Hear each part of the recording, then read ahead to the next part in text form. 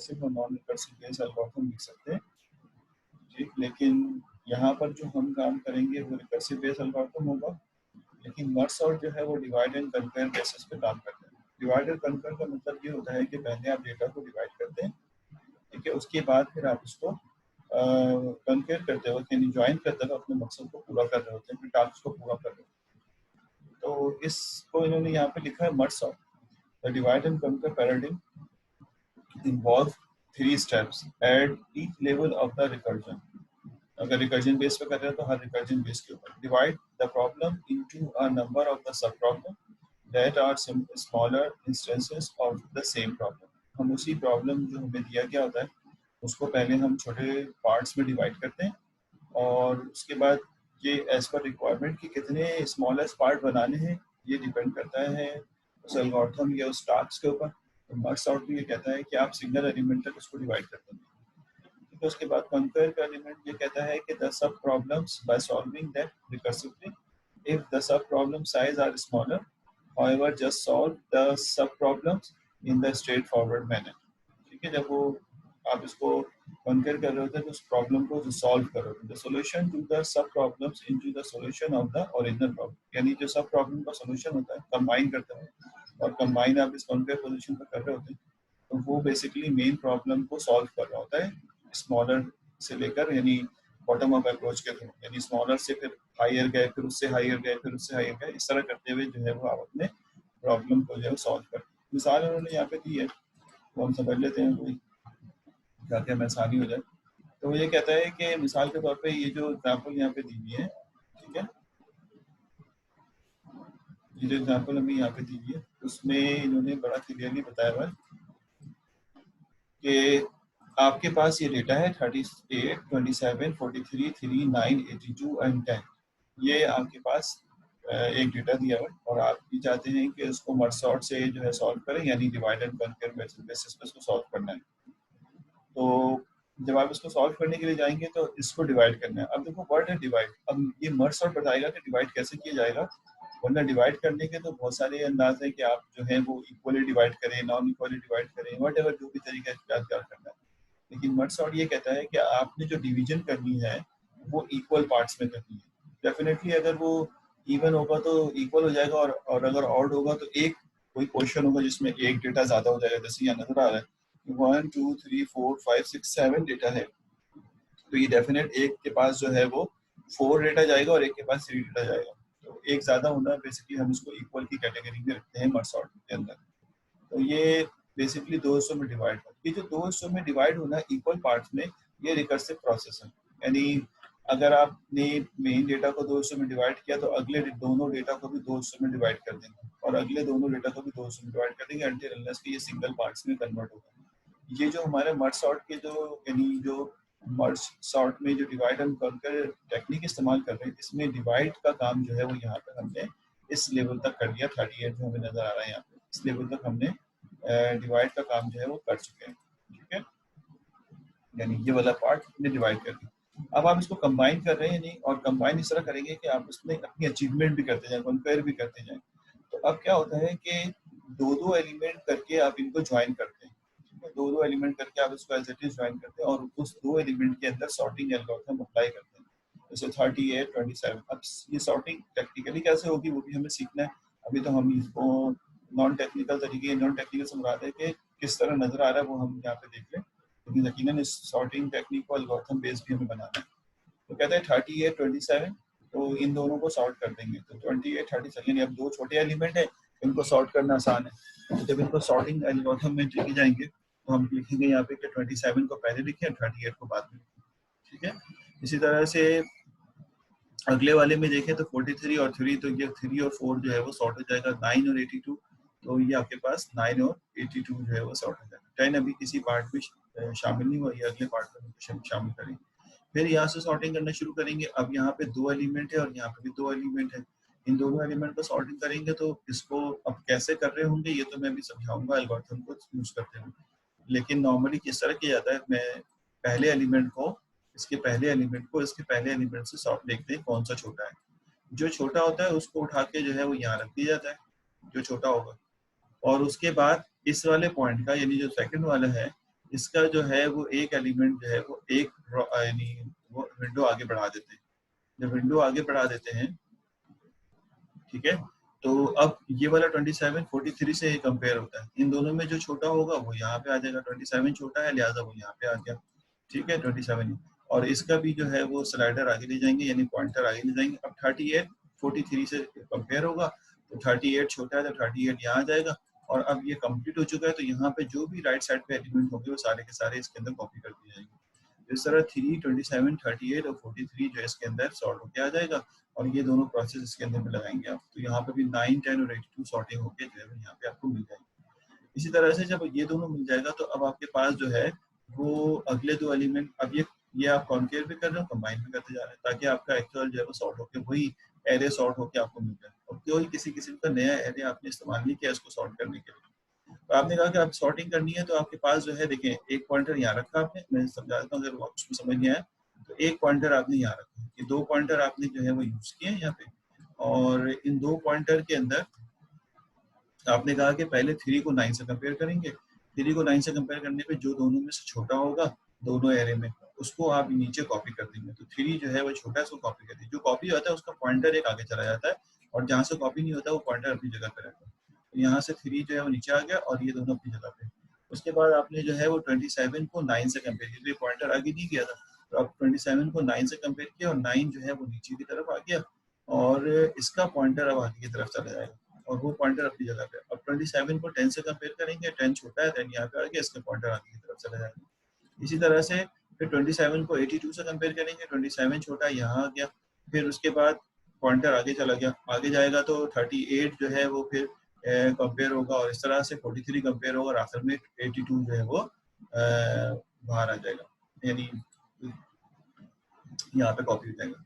तो इस तरह से ये फाइनली, और ये हर स्टेप पे ऐसे ही हो रहा होता है। ये दो स्टेप जो आपने लिखे हैं इसमें भी ऐसे ही होगा, और बाकी तमाम स्टेप में भी ऐसे ही हो रहा होगा कि दोनों को बेसिकली हम एक ऐसा एल्गोरिथम चलाएंगे जो इन दोनों एरे को सॉर्ट करके एक फाइनल, अब या इन दोनों एरे को सॉर्ट करके फाइनल एरे दे, या इन दोनों एरे को सॉर्ट करके एक फाइनल एरे दे।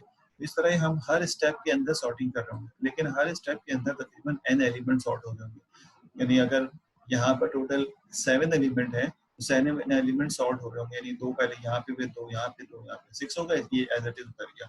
और उसके बाद यहाँ पे जब सॉर्टिंग करेंगे तो उसके यहाँ पे 2 ये कितने हो गए, 4 एलिमेंट यहाँ सॉर्ट हो रहे होंगे, और 2 3 ये और 1 ये 7 एलिमेंट, तो 7 एलिमेंट। तो हर स्टेप में तकरीबन अगर डेटा n साइज का है, अगर n साइज का है, तो हर स्टेप के अंदर n डेटा जो है वो सॉर्ट हो रहा होगा। ये बात समझने की, ठीक है। तो अगर हम इसको इसके एल्गोरिथम की तरफ, ये तो एक इसका बेसिक टास्क है कि हम इसको इस तरह कर रहे थे। तो यहाँ पर यहाँ तक का काम डिवीजन का हुआ, और ये कंबाइन एंड कॉन्केयर का काम हुआ। कॉन्केयर का मतलब है कि आप कंबाइन तो कर रहे हैं इनको, लेकिन अपने टास्क को अचीव करते हुए कर रहे हैं, यानी आप जिसको कॉन्केयर कहते हैं कि आप वो चीज जो हासिल करना चाहते हैं उसको अचीव करते हुए आगे की तरफ बढ़ रहे हैं। तो this is called divide and conquer method.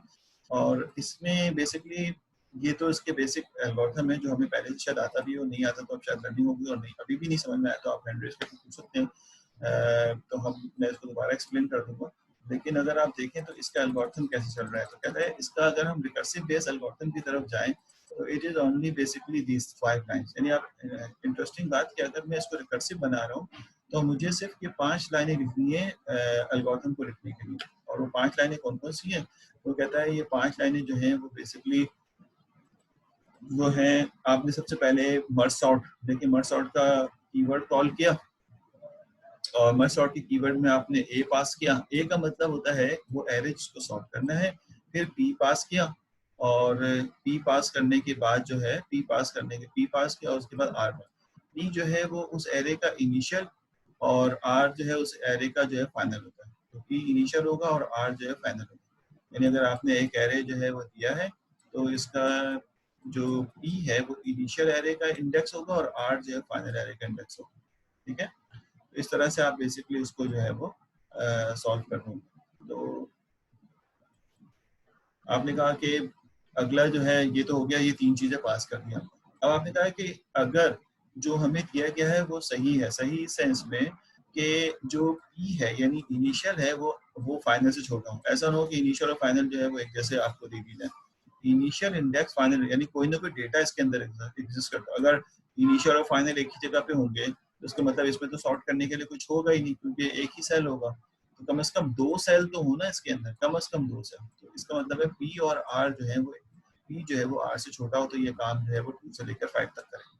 ठीक है, तो ये बेसिकली यहाँ पे इसने लिखा है, और इस बेसिस के ऊपर आगे इसने यहाँ पे ये कहा कि Q जो है वो बेसिकली इसको 2 इक्वल पार्ट्स में डिवाइड करने वाला एक इंडेक्स है। यानी आप क्या कर रहे हैं कि ये बेसिकली फ्लोर फंक्शन कहलाता है। फ्लोर का मतलब है कि अगर आपके पास, ये आपको पता ही होगा कि 3.1 हासिल हुआ है तो आप इसको 3 कर देंगे, और इवन अगर आपको 3.9 भी हासिल हुआ है तो आप इसको जो है वो 3 कर देंगे।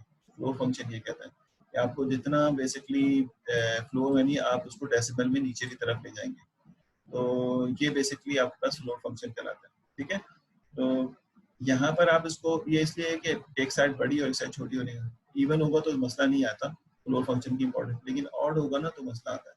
तो आपने कहा पहले इंडेक्स को, यानी अगर आपके पास मिसाल के तौर पर जैसे अभी हम देख रहे थे यहाँ पे कि हमारे पास इंडेक्स जो थे 7 थे, यानी 1 से लेकर 7, पिछले जो हम एग्जाम्पल देख रहे थे 1 से लेकर 7 तक आपको दिया था। उसने कहा 1 प्लस 7, ठीक है, 1 प्लस 7 और डिवाइड बाई 2। तो आपने कहा 1 प्लस 7 का मतलब ये हो गया कि 1 प्लस 7 का मतलब 7 और डिवाइड बाई 2, तो ये आपके पास आ गया टोटल 8 डिवाइड बाई 2, तो 8 हो गया। ठीक है, ये आपके पास 4 हो जाएगा। अच्छा, 1 से 7 पे आपके पास 8 आ रहा है, तो आपने कहा 4 एक साइड पे 4 एक साइड पे, तो ये 4 तो नहीं आएगा यहाँ पे, क्योंकि अगर इसका पहला इंडेक्स 1 हो और आखिरी इंडेक्स 7 हो तो डेटा तो 7 होगा ना इसमें, 1 2 3 4 5 6 7, तो 1 को 7 में ऐड करेंगे तो क्या आ जाएगा, ये असल में 0 के लिए बनाया गया होगा मुझे ऐसा लगता है। पी जो है ना 0 से स्टार्ट हो रहा है, तो यहाँ पे हमें एक -1 भी डालना पड़ेगा, पी प्लस 1 आर -1, अगर हम 1 से काउंट कर रहे हैं तो ये बनेगा 7 पॉइंट जो है 3.5, 2 से डिवाइड करने पा जाएगा 3.5। ठीक है, बात समझ आ रही, 3.5, और 3.5 को जब हम फ्लोर लेंगे तो 3 आ जाएगा, यानी एक साइड पे 3 चला जाएगा और एक साइड पे कितना आ जाएगा, 4 आ जाएगा। इस तरह से ये बेसिकली डिवाइड होगा। तो सवाल P and R are the index, और जी पी और आर जो है एरे के इंडेक्स है, एक स्टार्ट इंडेक्स है और एक एंड इंडेक्स है। So if index start at 1 it's 1 और 0 और 0 जी। अगर अब ये तो डिपेंड करता है कि अगर 1 से स्टार्ट कर रहे हैं या 0 स्टार्ट कर रहे हैं। अगर ये 0 से स्टार्ट कर रहे हैं तो फॉर्मूला सही है, क्योंकि ये 0 और 1 है। 0 तो 0 से 7 का मतलब हो गया कि ये बेसिकली आपके पास जो है वो 0 में 7 ऐड करोगे 7 आ जाएगा, पिछले वाले एग्जाम्पल के हिसाब से बात करोगे, डिवाइड बाई 2 करोगे तो ये बेसिकली 3.5 आ जाएगा। ठीक है, अगर 0 स्टार्ट करो, लेकिन अगर 1 से स्टार्ट करो तो ये थोड़ा डिफरेंट हो रहा है ना। 1 से स्टार्ट करोगे तो 1 से 7 जो है वो 8 बन जाता है, तो 8 का मतलब है 4 4 के 2 बन जाएंगे, 4 4 के 2 तो नहीं बन रहे ना 7 में, इसलिए मैं कह रहा हूँ कि इसमें ज़्यादा मसले वाली बात नहीं है।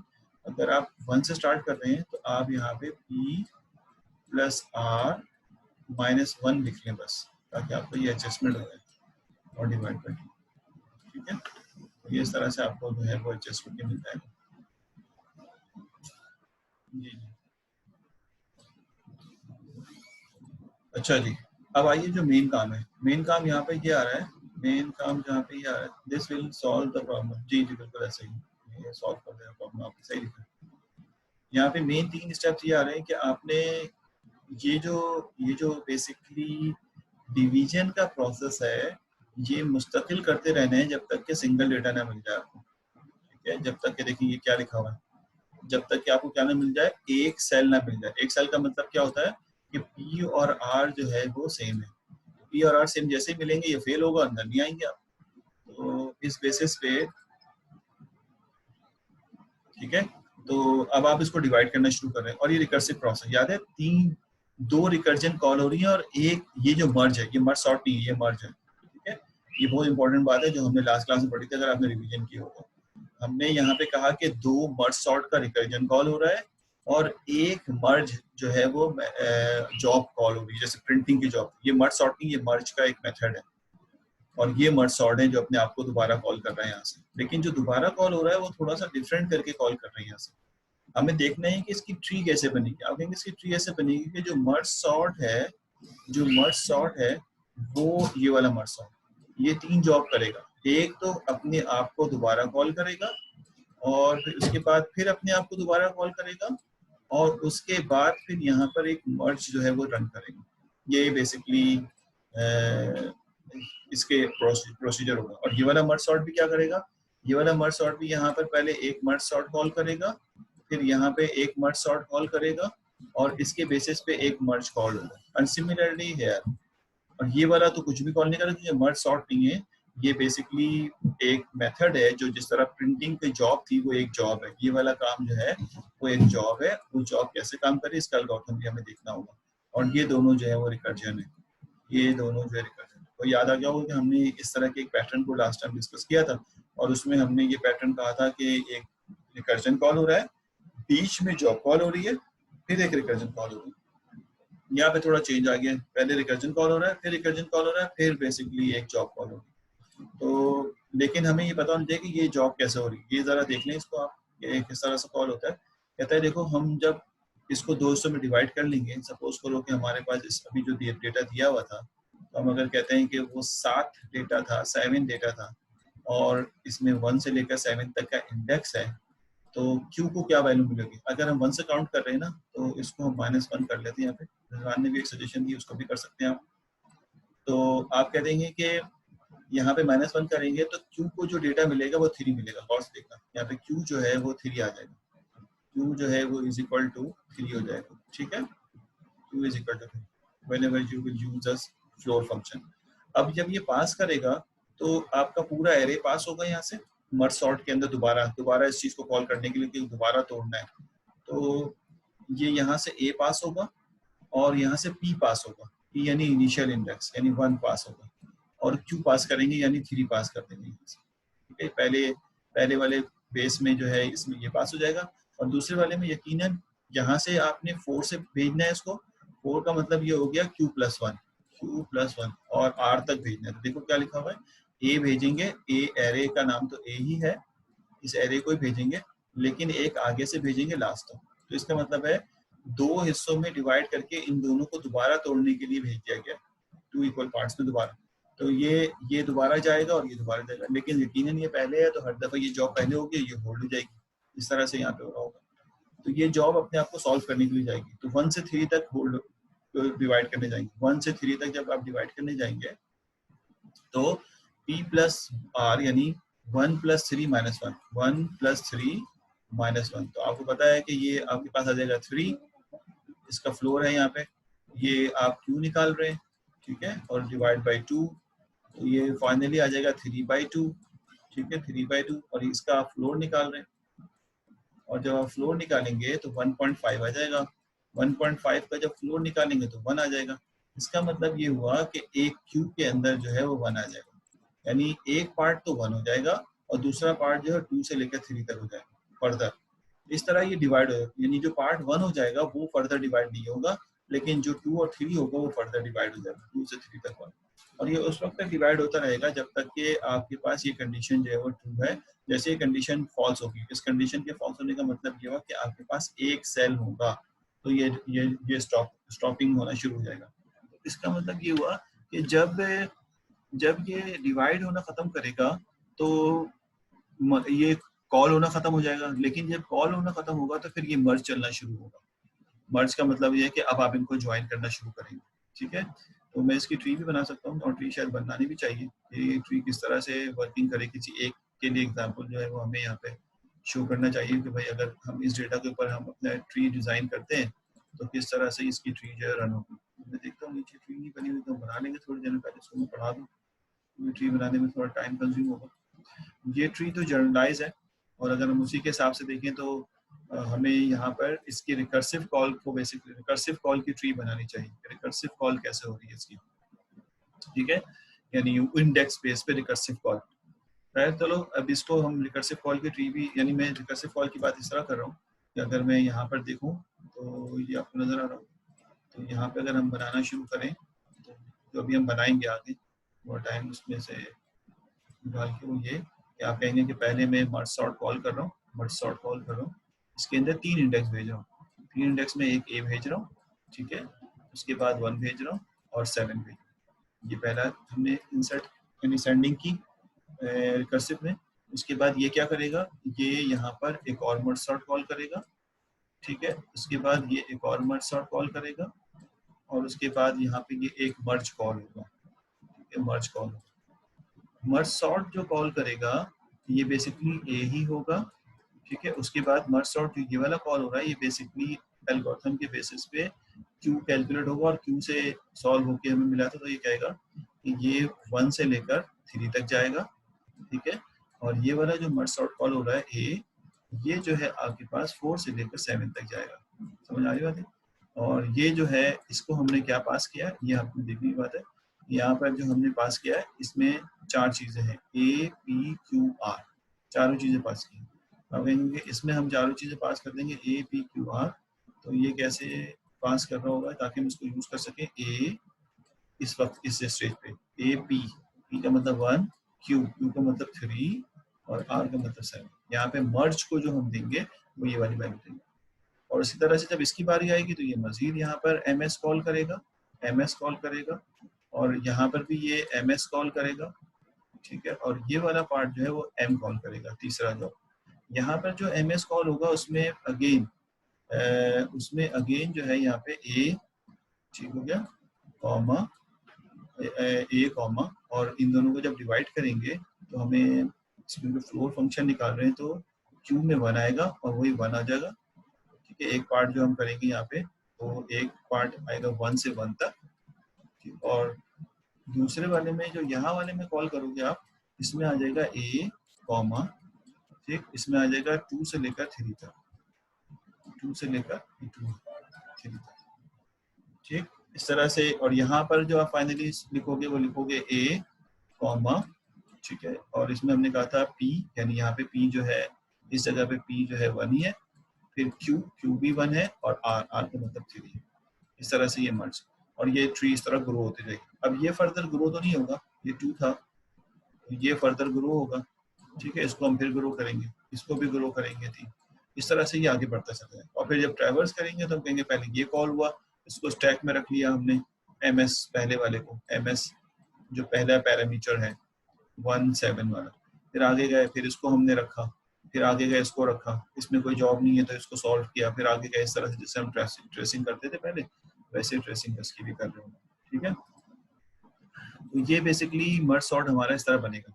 मैं इसी वक्त इसको डिज़ाइन भी कर दूँगा, पूरा कंप्लीट ना पेपर डिज़ाइन है, मैं उसको शेयर करा दूंगा ताकि आपको ये बनाना ना पड़े। अच्छा जी, अब ये तो समझ आ गया कि हमें मर्ज सॉर्ट जो है वो स्प्लिट कर रहा है। इसमें कंपेयर का जो पार्ट है वो बेसिकली मर्जिंग कर रहा है कि वो जो डिवाइड हो जाएगा और जब इसकी बारी, क्योंकि देखो मर्ज की बारी सबसे आखिर में आएगी। तो मैंने अभी ट्री बनाई थी उसमें पहले दोनों मर्ज सॉर्ट कॉल हो रहे थे, जब वो कॉल हो जा रहे थे उसके बाद इसकी बारी आ रही, तो ये इसकी बारी अपने ट्री के अंदर सबसे आखिर में आएगी। जैसे मिसाल के तौर पे एम एस है, दूसरा एम एस है और उसके बाद फिर इसकी बारी। तो इसका एल्गोरिथम ये बेसिकली इन्होंने यहाँ पे चलाया है। ये एल्गोरिथम जो है मर्ज का इस तरह चल रहा होगा। इस एल्गोरिथम में करना क्या है, जैसे हमने कहा कि अभी थोड़ी देर पहले देखा था, ये समझना जरूरी है और इसकी टाइम कॉम्प्लेक्सिटी निकालना भी जरूरी है ताकि हम ओवरऑल टाइम कॉम्प्लेक्सिटी जो है वो निकाल सके। तो अब इसमें क्या हमें नजर आ रहा है, इसमें नजर ये आ रहा है, ये मैंने अभी थोड़ी देर पहले बताया था कि जो एरे ब्रेक होता है, एरे जो ब्रेक करते हैं, एरे जो ब्रेक करते हैं, हाँ, 2n होगा, 3n नहीं होगा, 3n नहीं होगा क्योंकि 2 रिकर्सिव है ना, 3 रिकर्सिव तो नहीं है। अच्छा, ये तो मैं tn पूरा निकाल दिया। ये क्या चीज़ है मैं समझा नहीं इसका। रिकर्सिव इज राइट, रिकर्सिव जो है वो 2 आएगा, तो इसमें आएगा tn is equal to tn, एक मर्ज है जी, एक मर्ज। मैं लिखता हूँ, थोड़ी देर रुक जाऊंगा, मैं जरा ये वाला एल्गोरिथम समझाऊं फिर मैं लिखता हूँ। आप भी लिख लेना, बल्कि आपको दूंगा चांस, आप लिखने में मैं उसको करेक्ट करूँगा। अच्छा देखो, ये जो एल्गोरिथम है, ये एल्गोरिथम बेसिकली मर्ज का है। अभी हमें इस जो मेजर एल्गोरिथम है इसमें मर्ज सॉर्ट के लिए तो कोई एल्गोरिथम चाहिए नहीं, मर्ज सॉर्ट के लिए कोई एल्गोरिथम नहीं है। मर्ज सॉर्ट बेसिकली रिकर्सिव है, तो मैंने अभी ट्री से कुछ समझाने की कोशिश की है। मैं मजीद अभी मेरे पास कॉपी में बना हुआ है, मैं उसको तस्वीर लेके अपलोड करता हूँ ताकि आप मर्ज सॉर्ट को अच्छी तरह समझ जाए। तो मर्ज सॉर्ट की किस तरह ब्रेकिंग हो रही है, किस तरह ट्री ग्रो हो रहा है, वो मुझे समझना जरूरी है। ठीक है, उसके बाद मर्ज जो करना है ये सिंगल जॉब नहीं है, बल्कि ये एक प्रॉपर जॉब है जो कि एल्गोरिथम बेस है। उसका एल्गोरिथम दे रहा, तो हम ये नहीं कहेंगे कि ये जो है इसकी जॉब 1 है, ये जॉब 1 है, लेकिन इसकी टाइम कॉम्प्लेक्सिटी एक है। जैसे हमने प्रिंटिंग के लिए कहा था कि प्रिंटिंग एक कांस्टेंट जॉब है, तो उसकी टाइम कॉम्प्लेक्सिटी जो है 1 है, लेकिन इसकी टाइम कॉम्प्लेक्सिटी 1 नहीं है, इसकी जॉब ये रही। ठीक है, हाँ, इसको तुम 2n नहीं लिख सकते, ये थोड़ा गलत लिख रहे हो तुम। इसको लिखना हमें चाहिए टी एन, अब तुम पूछो तो मैं लिख देता हूँ, T N which is equal to 2 T N by 2, क्योंकि आधा कर रहे हैं ना हम, अगला जो भेज रहे हैं उसको आधा कर रहे हैं, एन प्लस एन जो अभी हम करने जा रहे हैं उसकी उसकी टाइम कॉम्प्लेक्सिटी ये आएगा रिजल्ट। ठीक है, क्योंकि हम जो मर्ज से जो चीज़ भेज रहे हैं वो हाफ करके भेज रहे हैं, तो इसमें भी हाफ करके भेज रहे हैं, इसमें भी हाफ करके भेज रहे हैं, तो इसका मतलब है 2 रिकर्जन कॉल हो रही है हाफ डेटा के साथ, और जो इसकी टाइम कॉम्प्लेक्सिटी है वो बेसिकली 1 है। जी जी जी, ये लॉग वाला है, अब आपके समझ में आ जाएगा, ये क्योंकि हाफ कर रहे हैं तो लॉग बन जाएगा यहाँ पे। अब आते हैं इसको तरह सॉल्व करते हैं। तो इसका मतलब यहाँ पे ये हुआ भाई, बाकी स्टूडेंट भी समझने की कोशिश करना कि we don't need any kind of the algorithm for the merge sort, because this is a recursive process and we need the basically exploring the tree, how basically this merge recursion will work for both of them. And we under supervision of these two merge sort, we need to run the one merge algorithm.